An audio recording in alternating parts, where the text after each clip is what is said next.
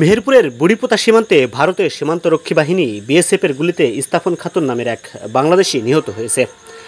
রোববার 30 জুন দিবাগত মধ্যরাতে মেহেরপুর সদর উপজেলার বুড়িপোতা ইউনিয়নের নবীননগর খালপাড়ায় সীমান্তে এ ঘটনা ঘটে। নিহত ইস্তাফন খাতুন শালিকা গ্রামের পশ্চিমপাড়ার মৃত কমর আলীর মেয়ে। জানা গেছে, অভাবের সংসারে 30 বছর আগে অবৈধভাবে ভারতে পাড়ি জমায় 7 বোনের মধ্যে সবার বড় বোন ইস্তাফন। ভারতের বিহারে স্বামী জনালের সাথে বসবাস করেন তিনি। একসময় মারা যায় স্বামীও। এর মধ্যে বাংলাদেশে মারা যায় এক বোন। বাকি 5 বোন ও 2 ভাই বসবাস করেন বাংলাদেশে।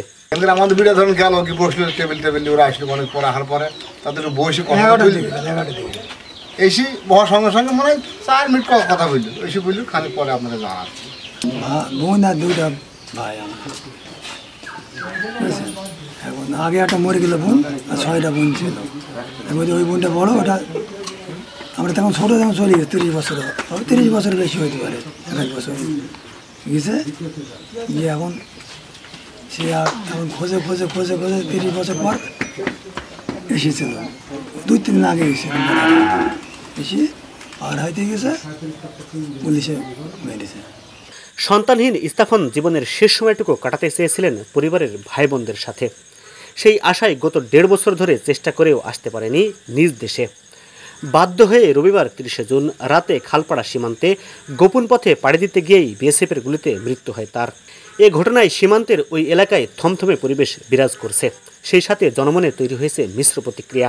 এদিকে সীমান্তে নিহতের ঘটনায় Buripota BGB camp commander Manmohan বলেন, নিয়মিত টহলের সময় জানতে পারেন সীমান্তে একজন মারা গেছে।